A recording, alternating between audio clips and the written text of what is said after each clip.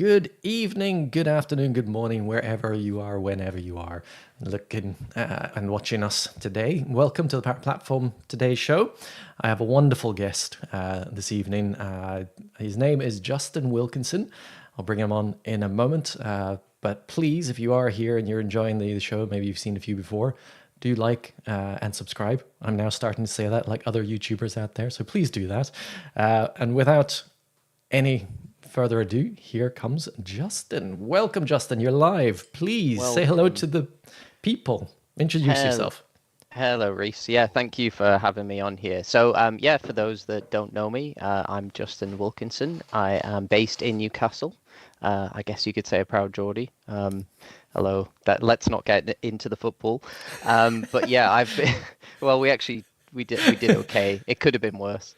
Um, yeah, I'm based in Newcastle, and I've been working within the Dynamics slash Power Platform space for nearly coming up 15 years, give or take. I Nice. started off in sort of CRM 4.0 on-prem, Hmm. moved to 2011, and then, it's been kind of Power Platform and low code, no code, and in terms of sort of projects, it's ranged from many sectors, to be very honest. And it's been a wild and wonderful road throughout.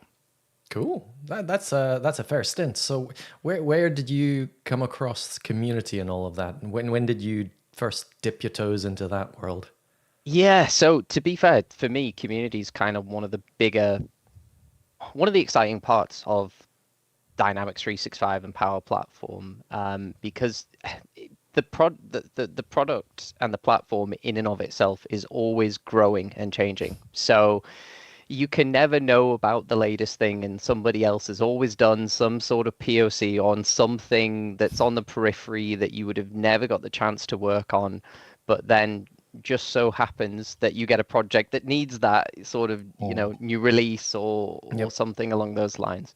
So I originally, I suppose back in the day, was involved a little bit on the Microsoft forums, where if you were stuck on something, it would have been someone had, wrote on the forums about it or similar. Sometimes it was even bugs, different things like that. Hmm.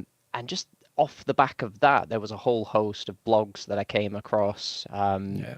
from all of the MVPs, basically, too many to name. And all of those have become an invaluable source and help for me over the years. Yep. And a lot of those MVPs over the years, either I've worked with or had the chance to meet in person. And I suppose in terms of like active community participation, I sort of started attending a couple of the Dynamics user groups, mostly the one in Paddington in London. Hmm. And unfortunately, there's not much. Well, for me, it's quite a being based in Newcastle. That's quite a Trying to get, trek. yeah, trying to get to London all the time is not ideal. Obviously, there are lots of other events and smaller events, but the Paddington events were really good. Yeah, they're There the was big ones at the time. Yeah, and then also obviously there's Scottish Summit and everything else. There's some of the bigger events that have been really good because you just get, exposure to so much learning. I think that's one of the things about why the community side is so important because you get put onto projects where you are learning new things all the time, Hmm. and it's a case of you might come across something and there's no way in an obvious in even your kind of team, even a lot of like bigger projects you're working in really big teams, there's no way you could have all the answers. So a lot of the time is reaching out to people that have been there and done that. Like just got a recent example about the Welsh language is not native to Dynamics. Ah, And a couple of people, yeah, so there's a lot of kind of hacks you've got to do for that. I suppose Um, public sector projects, yes, that makes yeah. sense. You need to care about it. So a couple people ironically reached out to me at the same time I was looking at it, and it's just yeah. So there was a bit of it's that kind of thing is like the learning, and then there is a way that you can just on that note you can take German language, for instance, and kind of hack away at it to make it in Welsh, but then that has its downsides and pros and cons and things. And so I sort Hmm. of reached out to a couple people. And to be fair, this was something out of my own learning. I was trying to help someone else in the community who had this problem, Yeah. but it's useful to know about if in future. And it's a good way to kind of, you know, that as a requirement might be quite niche, Hmm. and it might be something you will never come across, but it's one of those where I reached out to a couple of people that had been through that exact experience, and it gave me some very, very good advice off the back of that. So for me, the kind of community side um, is one of the unique parts of the kind of dynamics and power platform sector, is that it's very engaged, it's very active, Hmm. and it's sort of a lot of the time, if you're stuck on something or if you have any issues, people seem very, just in general, really, really keen to help out and go the extra mile across the board. There's been so many people that I've had an experience with over the years that have helped me, or I've learned from Hmm. a blogging perspective, or obviously the forums. Cool. So that's it's good to hear that you've benefited from it, but you've also fed back like that. Yeah, That's a big part of the community. We've talked about this with other guests in the past. If it's not a community, if there's not people yeah, giving back, you kind of have to, and yeah, it's led by those within the community. So if there are people seen to be helping selflessly out in the community, yeah. then other people will want to do the same thing. So that's good. And with that in mind, did you start a user group? Am I right in thinking? Yes, Yes, yes. yeah, that Okay. is right. Yeah, yeah. So How have I, you yeah, found that? yeah. So it's been really, really, like really rewarding, actually. Yeah. So kind of going back to the point of getting to London is a challenge, and in Yep. terms of that kind of Newcastle-based events, there's a few around more the kind of Azure side, and a couple around Power BI, and more kind of generic like dev events, but Mm-hmm. nothing in this space. And so for me, it was partly two things. One, selfishly, traveling to London every, even every quarter or every few months for some of these events was obviously going to take its toll. Mm-hmm. Um, but secondly, I was, kind of in line with what you're saying about trying to give back, is that I've benefited from trying to, one, help people where, if and when I could, but secondly, trying to do something for the Northeast region, really. Mm-hmm. And it's one of those where at the time, when setting all of this up, it had been on my roadmap for years and years and years. And then COVID hit, and then just as soon as it cleared, I was basically made a massive push to get that in place. And originally, I set it up with a couple of other people local, Mm-hmm. um, and I really kind of got involved with that because I I think I'd went to Scottish Summit years back, and I'd met sort of Andrew Bibby, who you've had on, also Ferrodin, and Mm-hmm. quite and Aredi, who they're massively involved in running the D365 UG. Yeah. And they kind of reached out and sort of knew that I was keen to get involved, and it really went from there. But the Mm-hmm. problem was, is the original people that I set it up with, they one of them I think had a baby, so they didn't have any time, and the other one moved to Spain. So um, keeping it running was certainly a challenge. Yeah. But for me, really, it's come down to trying to, one, help people, and trying to help the region, because Mm-hmm. there's not much around here for kind of within this sector as such, or event wise. Um, and it's also been a great chance to just meet and network with people, in the local area. And I've been lucky in the sense that we've had some really good speakers that have come from outside as well. So quite a few people traveling from like sort of Leeds as well, that have come and had some really, really good presentations. So one, you get to, from a kind of a selfish perspective, it's a way to get all of that learning and knowledge without having to travel to London, but also at the same time trying to give back and help the Mm. Northeast really, from which is something I genuinely am quite passionate about, trying to help people. Um, Cool. it is one of those where sort of, as I mentioned, I've recently got two people helping me, which Ian and Agata, which has been a really big help for the last event. But the Yeah. couple before that, I was just chaotically running around. Like we had the speakers, and then I remember even the pizza order delivery. The guy, he went to the wrong building. I was like having to run out and give him directions, running up and down in Newcastle like a madman. Um, yeah, so it's one of those where at the time very challenging, Hmm. but really rewarding, to be very honest, giving back. And there are points where sort of trying to organize the venue or it's cancelled and this and that and everything's kind of going wrong whilst you're trying to do your day job as well. And you're doing Yeah. this on an evening and you think, oh, why am I doing this? But then when the event takes place and you get a lot of basically you can just see like how many people have been kind of helped or they've learned, and it's that giving back aspect that Hmm.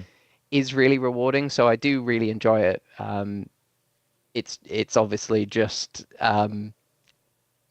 a lot of the time when all these things are kind of like go you being drove around the bend with it all, you think, why am I doing this? But it is really really like, I think the last event especially, we had some really nice feedback from people and people kind of having almost a good night out, because a lot of people as well, they are they're working from home, they don't get to network and connect and meet with people, Hmm. so it's kind of that extra element as well, Yeah. on top of all of that. So I'm interested. So you went to Paddington obviously Yeah. for a while. You've been to other. I assume you've been to other user groups in other regions. You've obviously been to Scottish Summit. You mentioned. Um, do you think there's a difference between the user groups? Do you feel a difference between them, or does it not make much of a difference where it is in the country? They're all the same. I think It might be a touchy subject, the north south divide and all that. no. I mean, obviously not. So I think the challenge can be getting the exposure. So because some of the like the southern events like Reading, for instance, is where I think they've had a lot of their events with Already and Hmm. others down in kind of Reading Microsoft area. It's a hub Yeah, for people interested or either working with Microsoft or interested in that area. yeah, The Northeast has been a bit more of a challenge. We are getting quite a lot of regulars though. Like it's one of those where at the minute we're aiming to try and get 4 events on per year. But okay, again, it depends on the venues and the speakers and everything else. So I have noticed, generally speaking, that we've had for some of the bigger events.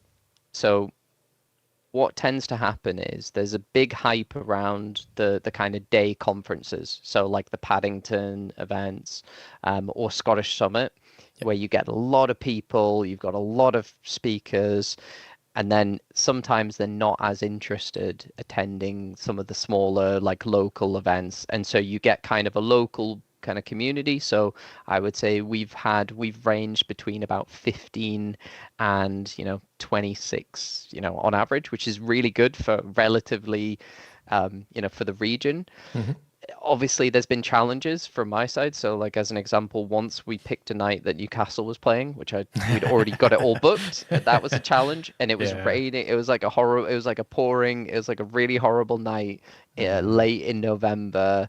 Um, and Newcastle were playing, so there was just no chance basically. So Yeah, that's some of tricky, those, especially because Newcastle has the stadium in the city center pretty yeah, much. It's quite unusual in that regard. yes, yeah, and that's the other thing. It's like all these there's other bits around like logistics and other things. I mean, like um, we were trying to actually plan an event when Newcastle won well, they won the Carabao Cup basically, like the only trophy they've won in years. But they completely shut down all of the roads and everything like that. And we were planning, I think, of that week to try and get something in. Obviously, it worked out. We didn't. We moved it back. But it is just other things like, on Newcastle playing or these sorts of things, especially in this region, it can be quite challenging. So.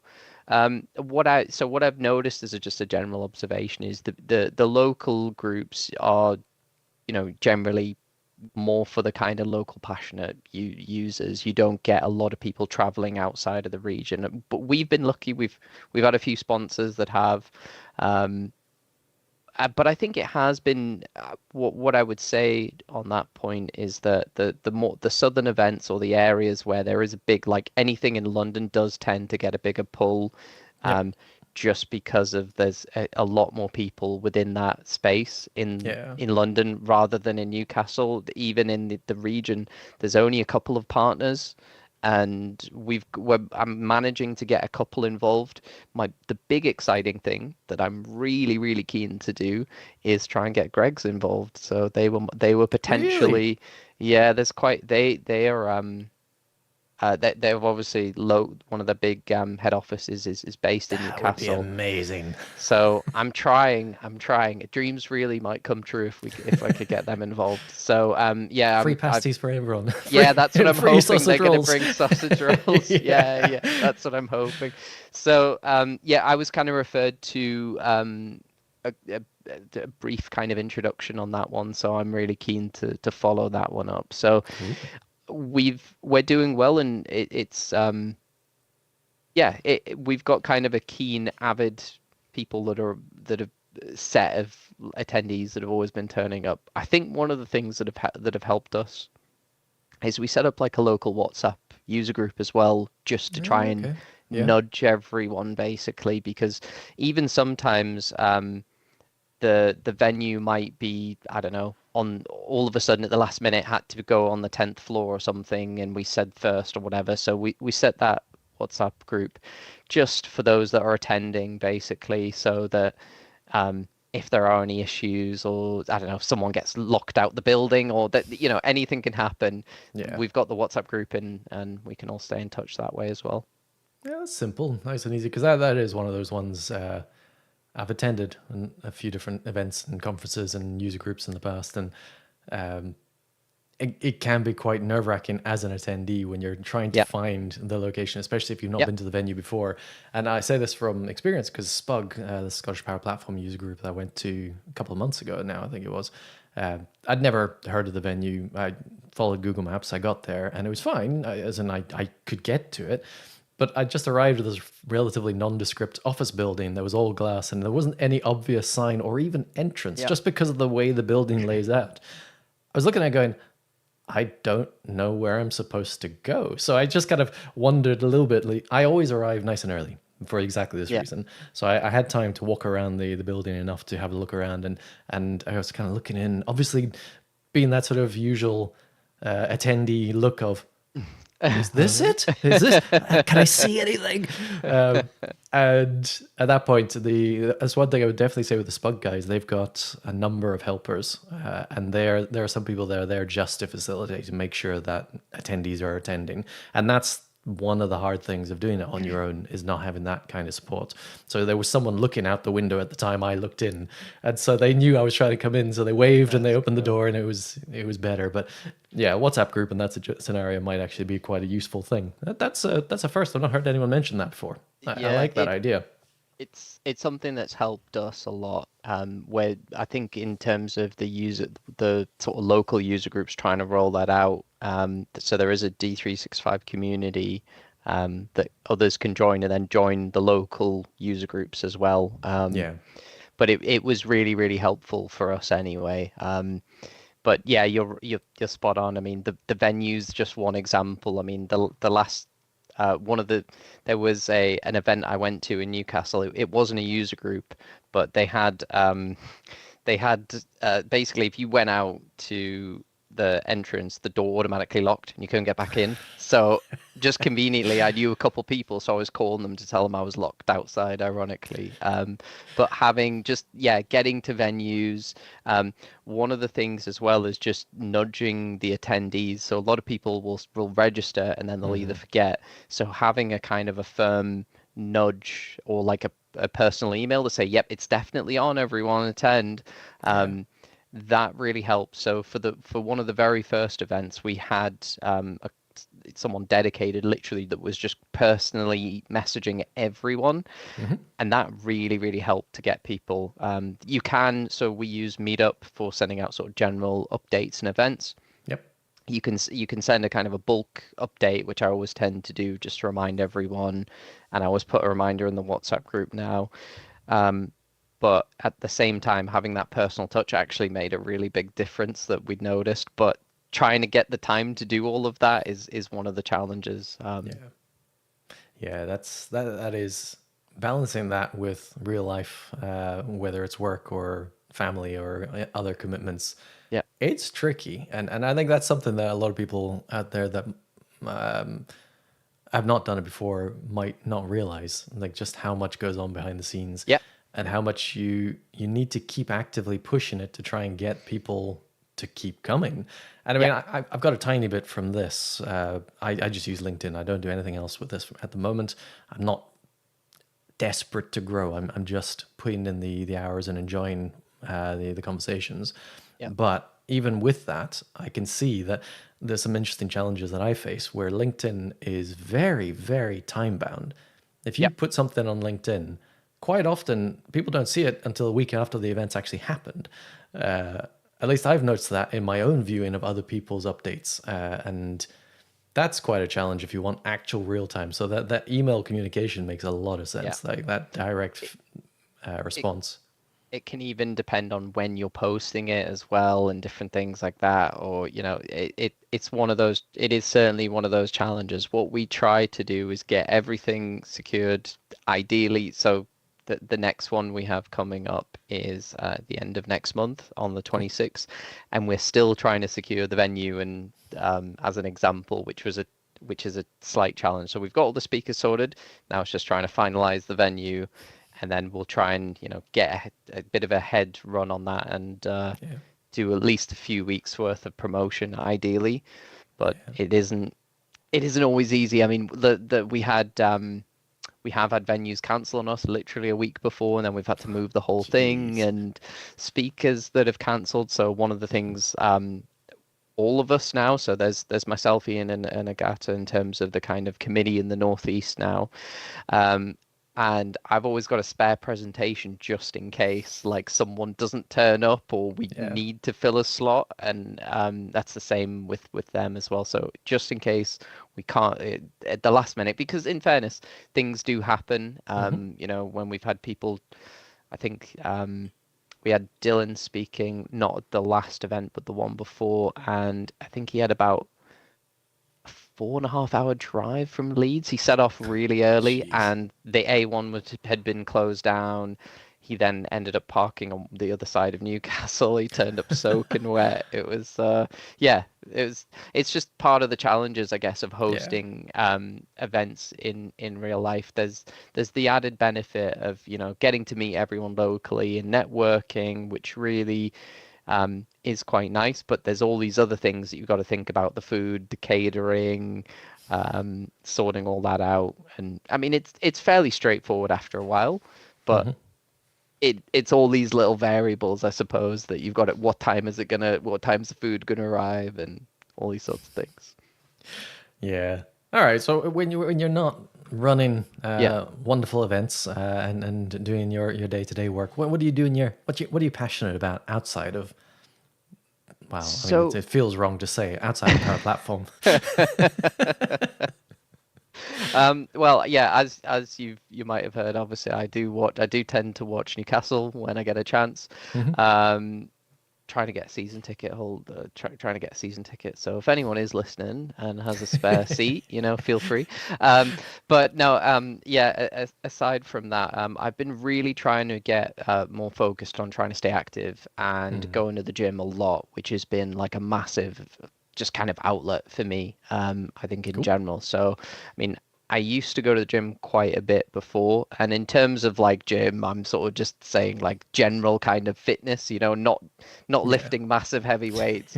It's more of just a kind of a de-stress and to get away from your like basically like I know how it tends to be for myself anyway, and probably a Mm. lot of people, yourself as well. You'll end up if you're at your desk, you'll end up, oh, actually, let's just start this dev thing, and then you're there all night and you haven't moved, and um, it's one of the challenges I get, or like I'll get dragged into something on Teams or something like that, Mm. and then that's me away. So, um, the gym has been a really big help. Cool. One of the sports that I have literally just started is padel or paddle, however you Oh, want to call paddle. it. Ah, yes. Yeah, It's a good so game. It's a good game. yeah, so I've I used to play squash quite a lot, and I was okay at squash. We Um, have to play at some point. I do like yeah, squash a lot. okay. I was okay. Yeah, I'm okay at squash. Not like amazing, but I'm terrible, so you'll wipe the floor with me, but it'll be I'll, fun. I'll say yeah. We'll have to do that, Reese. So. And yeah, anyway, and I thought like, okay, this'll be like fairly straightforward. So the first time I played it, I didn't. So I did it with a friend, and we didn't really know all of the rules, right? Which is a good place to start. Like if you're gonna play a sport, it's probably worth checking the rules. And we're still unsure on a couple of rules as well. About he was like telling me, oh, you can't hit the cage after like, and you can. So the first time I played it, I was terrible, like literally terrible. But I was like smack because the idea is you can't hit it directly off the back glass. It's got to bounce once first, Yeah. which does change the game a little bit because I was just trying to smash it off the back wall. And then so was he, and then we were trying to keep playing. So Yeah. the first time I played it, I was terrible. Second time I was way better, like, but I did go away and like check the rules. And then third time I was sort of average, I guess. So, but it was frustrating because I came from sort of like, yeah, this squash background, Hmm. and even with squash, you're kind of holding the racket like way the racket's like way out here, whereas in paddle it's like a lot closer to you. Yeah. Um, and I think the other side of that as well is that it's kind of something I've started to try and get into a little bit, just because for some reason only now have they started really opening up like paddle courts around here. Hmm. So there is one in Durham, um, and then there's a couple opened in Newcastle and one in Sunderland. So it's more just that kind of all of a sudden over the last year or so, or last couple of years, we've had a whole bunch of these like venues like Yeah. turn up. So it's kind of the in thing in the Northeast. I know it's been like It's everywhere else in the country seems to have been playing it for years, but it's definitely grown in popularity. I yeah. noticed in Edinburgh there's been a few, and we actually had a gym opened up a couple of years ago nearby to us that has paddle courts, and I was trying to. That's where I played for a little bit, but it was just because it was so popular, you couldn't get on the courts. Yeah. It's Yeah. just it's nigh on impossible to book it. You actually have people on Facebook for the gym that are trying to work out the best time to do it, and so they release Yep. the courts at 8 o'clock in the morning, and you have people on the app literally trying to book it at eight Yep. o'clock. It crashes the app sometimes. It's just, I that's insane. But I Yeah. understand it. It is good. It is a fun game, and it is quite nice. It's an interesting cross between tennis and squash. Yeah. So it's quite nice from that perspective. It's interesting as well because they've got the Playtronic app. So you have this kind of idea of like you have like a ranking system where you Hmm. have like an elo and everything. So I've never actually done a proper competitive match. I don't know if I'm kind of waiting to just play a few more games, uh, get moderate, and then I might venture out into the world of actually playing with other people that actually know the rules and know how to Yeah. play. But I don't want to like jump in the deep end straight away, but it's on my to-do list to actually like do that a bit more because it was quite fun to be fair. And it's just it's so difficult. There's like I suppose from my side is that if you're sitting working at a desk all day, trying to just do something to stay active and take your mind off work, because I think that the general thing I find is like when you're working on a lot of these projects or you've got these very really tech heavy problems, they weigh on your mind. And like Mm. even over the last weekend, it was something that I was trying to do on this project, and I'm was like thinking at random points, just randomly throughout the weekend as well. Like I'd be, I don't know, in the park or something, going on a walk, and then all of a sudden thinking of how do I solve this problem? Yeah. And then finally it comes to you. So it's just a way to kind of get away from it all in a sense. Yeah. The Very sensible to do. the other thing I do is clay pigeon shooting as well. So You do you? I do. Clay pigeon shooting. Wow. That's if I was to guess the things that you would do, Yeah. I would not have put clay pigeon shooting. And Well, to be fair, I wouldn't have put um, paddle on there either. But it's probably because I just can't see you with aggression. And paddle's like yeah, an yeah, aggressive sport. Like you yeah, really, the people that I played with, they get noisy and yeah. passionate, let's say. So I've not seen that side of you. That's You'd I be want. surprised. You'd be Well, surprised. that was going to be Yeah, the yeah. question. Was do you find yourself quite competitive then? Because the way you were talking, it sounds like you want to have competitive matches. So there must be an element of competitiven's there. We'll Yeah, come back to the clay pigeon shooting in a moment because I haven't yeah, forgotten that. yeah, yeah, yeah. Yeah, I think I think you're probably spot on. I'm quite like naturally competitive. Probably a lot with myself though, Okay, actually, rather right. than, and I know that sounds really like cheesy, but it's like yeah, I think I'm like probably, on the outside, uh super not aggressive, but on the inside I'm raging.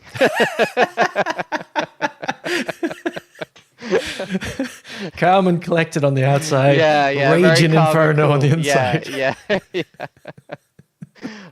Yeah, that's the thing. So like, yeah, but paddle. I mean, I think that's it. It's like hence why I don't want to do the competitive Mhm. matches because I want to like be. I don't want to go and get absolutely wiped straight away. I want to like be at least able to play a bit before I jump into that.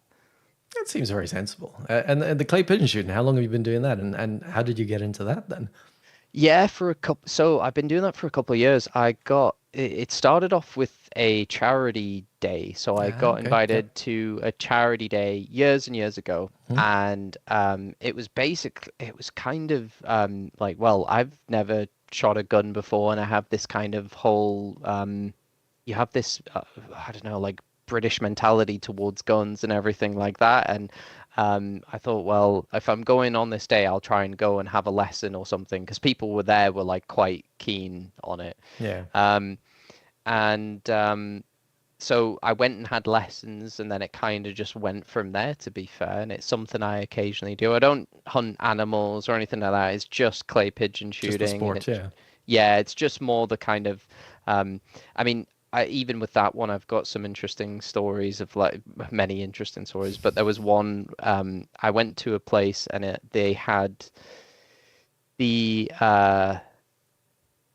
I think it was the European internationals were on the weekend after. Ah, okay, cool. And I went there and I went along and I think I went there with a couple of people and they weren't shooting, they were just watching basically. And the the part basically everyone was amazing, right? And they were all professional shooters. And so I like turned up and I shot like I was just really, really bad. They were absolutely amazing. And then I think one of my friends were like, "Oh, do you shoot a lot?" To one of the guys, and he's like, "Nah, I've not shot in years." And he had like sponsored by Beretta like all down him, and he was, I mean, amazing. So yeah, that was again probably like one of those situations where um I sort of got thrown into the deep end, to be honest. Like I went around.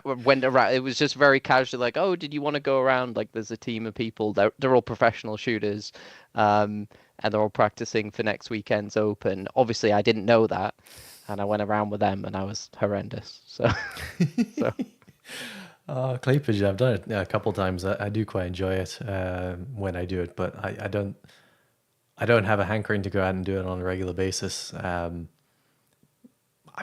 To be honest, I don't know why. It would be something I would enjoy. I definitely enjoyed it last time. The last time I did it was on a stag do. I think quite a lot of people get introduced to it a little bit on yeah, those sort of things. yeah, And I felt quite competitive. I managed to hit every single one except one, annoyingly. And that one was the very first one.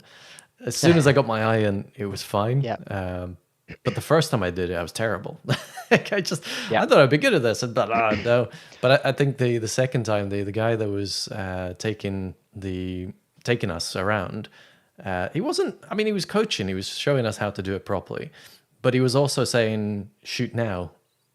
So it yeah, wasn't even like I had to kind of properly track that much. I did have to track, but he was like, yeah. "Now's the right time." So it made it quite a bit easier. It does, yeah. I mean, when I first went shooting, I wasn't even holding the gun properly. I was like completely Ooh, bruised and ouch! everything Yeah, from it and all that sort of thing. But yeah, you do get used to it. I mean, it's not something I do every weekend, but every kind of often I try to do it. It's just again, it's this kind of idea of just getting out in the fresh air, type yeah. of thing, rather than being indoors. So Yeah, yeah. With the gym as well, it's something. I'm terrible. For me, I haven't built the routine to do it, even though I don't have a good excuse because I literally have weights and gym matting and everything in the garage yeah, downstairs, ready and waiting for me. I find this when you mention teams. What I find is that I'll get so stuck into doing something that the yep, time will fly by, and then I'll be like, all right, that time that I was going to spend my hour or so in the gym. I've now eaten at 15 minutes into that. I still have to have lunch at some point, and I've also got a yep, meeting that's a hard stop as a result. So I now can't. yep. um, and so, It's so do you actually actively like? Do you put it in your calendar to go and do it? Like, how do you manage um, that? I pretty much yeah. So I pretty much do. Well, I'll plan it ahead. So Yeah, I'll kind of set up my gym bag ahead of the time and have it planned. sensible. Um, so it's because that's one of the things that stops you. It's all these little things that Yeah, you're like, oh well, tomorrow. So like if I don't go like I don't go every day, obviously, but like if I've got a plan that like I'll go 1 or 2 or 3 times a week, mhm. then I will pack the bag already so that I just pick it up and walk out and that's it. Because it's all these sort of little things that stop you from doing it. Yeah, So that really helps. And then sort of when I tend to go out, like I'd spend like a good couple of hours. I'm not like kind of in and out. I like to just like take my like almost as a full kind of relaxing sort of thing in a way. yeah. Um, like one of the things that I do swear by is saunas. I Hmm. always have a sauna afterwards, and I'm proper nerdy on all of the benefits of sauna. Like that's my number one. Pretty much, like there's a lot of times where I might do like I don't know 20 minutes, like 30 minutes workout, and then I'll sit in the sauna for like 40 minutes or something, like in two separate sessions, to be Yeah. fair, but still. Cool. With cold plunge in between. They've got cold showers. Hmm. I do like it. Yeah, so cold plunge is kind of, I've, so the last time I did that, I was actually, again, it's kind of quite competitive. So I did like 3 minutes the first time, then I did 4 minutes, and then afterwards, had a break in between, and then I did 5 minutes, but I had pins and needles like afterwards. So yeah, I'm one of those not weird sure how people to, that really likes the yeah. cold plunge. I couldn't quite happily sit in there for a good 5 minutes without any issue. And the only reason I tend to get out is because other people want to get in. um, Yeah. yeah, no, I quite enjoy that. I actually enjoy it more than the sauna. Like it for me, I like the cold. Uh, for that thing, Yeah, not in the house and anywhere else. I hate the cold in general, but for some reason, I don't know. Maybe it's like just I Wim like it. Hof in the making. Yeah. Um, I don't know. Maybe it's just punishing myself. I enjoy. The Wim Hof of Power Platform. Yeah, yeah, no, I mean it's yeah, I think I mean better than me. I mean I think I did 5 minutes or something. I literally had like pins and like full on pins and needles, which I don't really get with the sauna, to be Mhm. fair, that much. That's I what I tend to find. I randomly someone I found recently that there's a thing, a sauna cap. I don't know if you've ever come across this before, but apparently, Yeah, sauna hats. Yeah, yeah, yeah, yeah. In Finland. Yeah, yeah, yeah, I, yeah, I, yeah, I'd yeah. never heard of Yep, anything, but yep, it kind of makes sense because the idea being that your whole body is actually, it's good for your body to be hot. It's not good for your brain to be hot. yep. So you wear this insulating cap, but I just can't imagine wearing it in public. I've seen some funny ones, yeah, like sauna captain and stuff, and it's like a proper, yeah, like it's a proper like fisherman's type of hat. I've seen some really, really funny ones. Yeah, because the idea is it insulates your basically your head so that you Yeah. can stay in there. So it's a way to trick yourself to be in there for a lot longer as well, Okay. in general. So like, because I've seen a few people that they'll be like training for a fight or something, they'll go in with a hoodie and everything, and Yeah. everyone thinks it's like, wow, that's even more tougher. But it's actually they're insulating themselves from the heat, so it's actually it looks more extreme, but it's actually uh by just sitting Physiological. there. Yeah. Yeah, yeah, yeah. That's the Wow. thing. So a lot of them think they're doing it because they're putting extra. I think some of them anyway, they do it a bit more for a look because it looks like they're quite hard and tough because they've got this hoodie on in there, but they're actually insulating themselves. Yeah. Interesting. Cool. So Newcastle then, huh? So, Yeah. so I mean, I enjoy watching football. I enjoy watching most Yeah. sports, to be honest. It's something that I've always enjoyed getting behind. For my sins, I'm a Manchester United fan, Mm. which comes from I'll blame my dad for it. He's been into football all his life, and for him it was St Johnstone. So that's my Scottish team is St Johnstone. But Alex Ferguson is the person that he followed, and so as a result, at the Right. time he was at Manchester United, and that's why I got into Manchester United. But I don't have an interest necessarily in going to stadiums, and I don't do that. I follow. I'm interested in Yeah. seeing what's happening on the table and with my team. And I love the European games and the World Cups. I love the World Cup, Yeah. but I don't tend to go. So are you someone that likes? If you want to get a So season ticket, you're wanting to go every single week. yeah, I think it's the thing is sometimes it becomes hard work. So I used to Mm, go to the games quite a lot when they were in the championship, and it would be a cold evening, and they just, it was a grim watch, to be very honest. mm, So obviously now that they're doing well, it's like a bit more of a buzz and a bit hmm more exciting from that perspective. Um, I think the only thing is with getting a season ticket, like I say, is sometimes it becomes, and this will sound bad, but like almost hard work, like type of thing. It's like, right, I have to go, and it's like, Yeah, oh, but I don't know, like as an example, oh, I've got this work, something I got to do for work, or I was working late last night. You're kind of still forced to go, which yeah. sounds like excuses for a poor supporter, but still. Um, so I think that's the only thing off putting me off getting a season ticket at the minute. And then secondly, I don't. I think they're all. I think there's a ballot for them as well, so that it's Mm, not because Newcastle has been pretty much always sold out for years and years and years, yeah. especially since the fairly recent takeover. Um, they've been sold out, so just trying to get to the game is difficult, even if I wanted to. But it would be good. I mean, yeah, like it's one of those. I used to go quite a bit when, um, if people had like a couple of people I used to work with, they were either season ticket holders and they might have been away on holiday or something, those sorts of things, Right. so they Yeah. couldn't go to the game or other commitments. Um, but yeah, it's something I'd like to do. I am at some point probably they've got like a new hospitality area, I think, and I want to hmm try that out one time just out of curiosity. But the prices are extortionate for it all.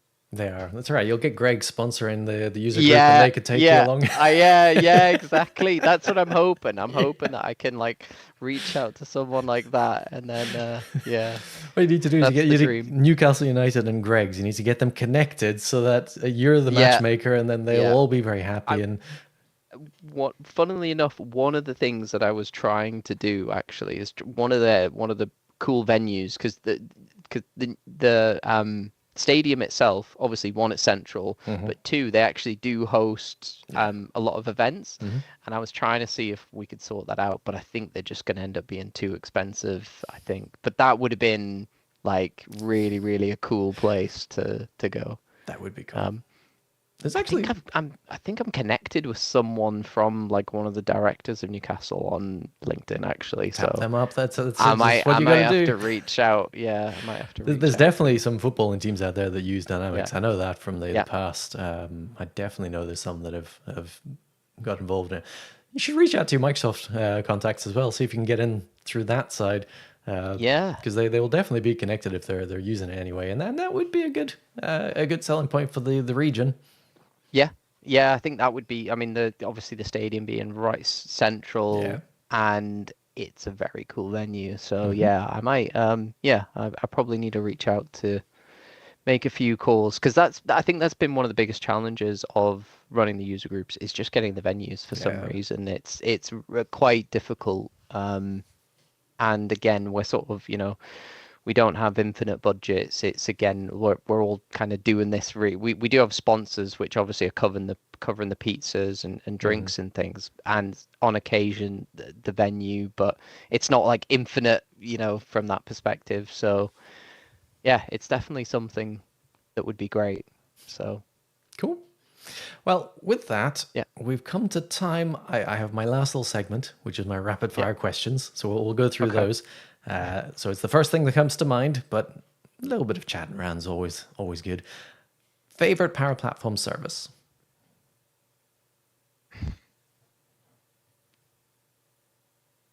Ooh, Power Pages.